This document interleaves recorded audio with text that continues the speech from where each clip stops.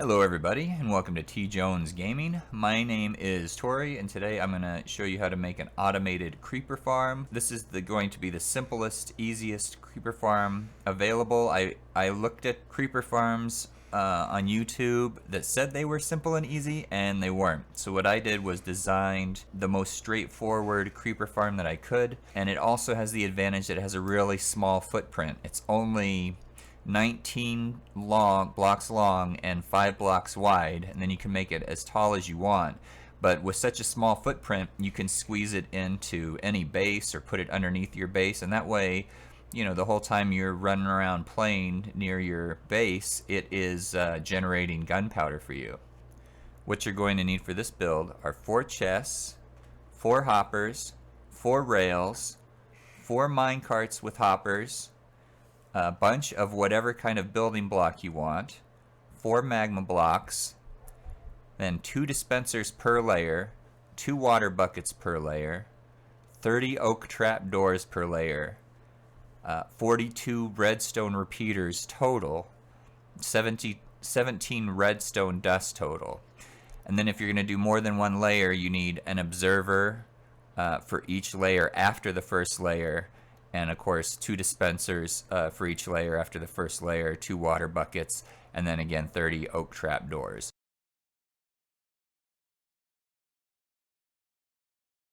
And I put everything in order.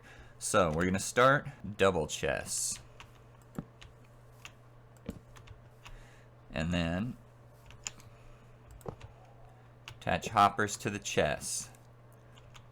Above that we're going to put rails, and then a couple of blocks, right? So this is just going to keep your mine carts in place. So then you got your mine carts with your hoppers. Above that, we're going to place our magma blocks. So what's going to happen is the creepers are going to land on the magma blocks. They're going to die. Their gunpowder is going to get sucked into these mine carts with hoppers, which is then going to go into the next hoppers, which is going to kick them into the chest. Right, so that's what the bottom's going to look like right there. And then we're going to build a chute to guide the creepers onto the magma blocks. And that's going to be too high so that they can't get out of it. So, and we're going to use water to push the creepers into this little death area, the death pit. So this needs to be 1, 2, 3, 4, 5, 6, 7. And the reason being is that we are gonna dispense water out of these dispensers, right? And water flows 8 blocks. So the first block is where the dispenser is, and it's 1, 2, 3, 4, 5, 6, 7. Shove the water is gonna push the creeper into this pit. They fall in the magma blocks. Ow, ow, ow, ow, they die. They can't get out of the pit. Then in each of these dispensers we're gonna put a water bucket, and then we need to build our walls up, and then we're gonna do the same thing on the other side. So we're just gonna do the opposite. So we've got 1, 2 there. So we got 2, 3, 4, 5, 6, 7, 8, and then we can go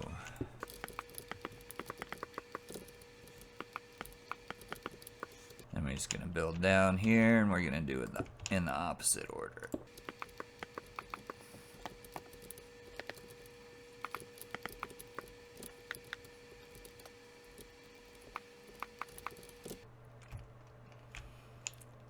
Now I need to build it another layer up, because ultimately it needs to be 1 3/4 layers tall. because creepers spawn in a 1 3/4 layer area. So the next thing we need to do is put down our trapdoors. And the reason for the trapdoors, we don't need to put them here because there's no creepers going to spawn there, just in the spawning area. And the reason is creepers spawn in a 1 3/4 tall area. So if we put trapdoors in, then that means that zombies can't spawn there and skeletons can't spawn there. And because this is only 2 wide, it means that spiders can't spawn there, because spiders need 3 by 3 by 1.5. So the only thing that can spawn in here is creepers. And then we will put a lid on it because it needs to be dark. Okay, now we just need a redstone clock to activate the water system.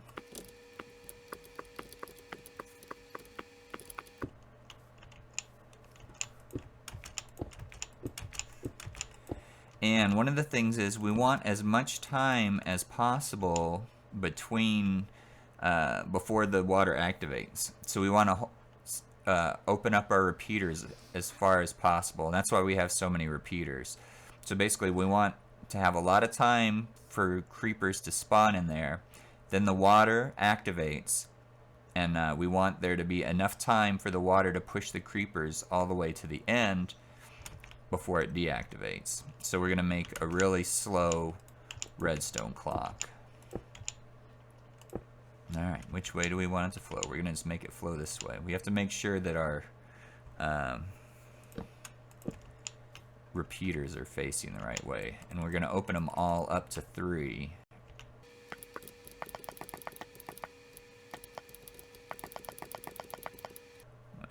This has got to be one shorter because we can't have the redstone touching other redstone, right?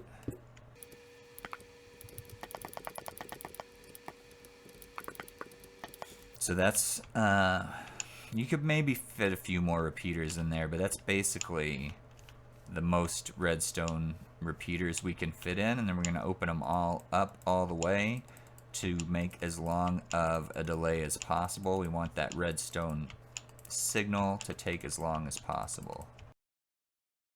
Alright, and we're going to need a redstone torch to start the system off. Okay, so you can hear the water went, and then you can see the pulse traveling. Let's go up and look at it.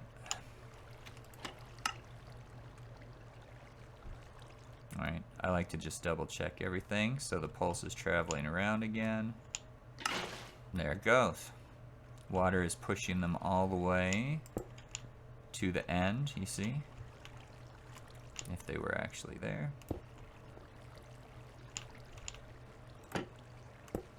Alright, let's break this real quick so we can add the next level. So having one level is not going to be very efficient. So for the next level, we're going to need our observer. And then you want to come in, because we want the observer facing down. So we need to temporarily add a block here.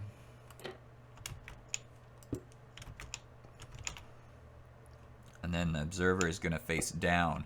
So that means this is where the redstone comes out. When you look at an observer, the face is what's, this is like a little face. That's what's looking at the activity, and then you can see this arrow here is showing which way the redstone signal is going to go. So the redstone signal comes out of the little red dot on the back. So when you place it, you want to make sure you're looking down and that the redstone signal is coming out of the back. Now we can get rid of that block. So what's going to happen is when the water comes up, the observer is going to see that there is a change for the block right below it, which is the water. And when it sees that water, it's going to output a signal, a redstone signal. And that redstone signal is going to trigger this dispenser. When this dispenser gets triggered, it puts out a redstone signal as well. And so when it puts out the redstone signal, it's going to trigger the next dispenser. And then we got to put water in those. It doesn't have to go in the center. I just like to stick it in the center. And then we need to build our next layer up. And we got to leave this open, right? So that when the creeper gets pushed, it'll fall into the death pit. So we gotta, when we make our next level, we have to open up the ends. And we have to make sure to put in our trapdoors on the next level.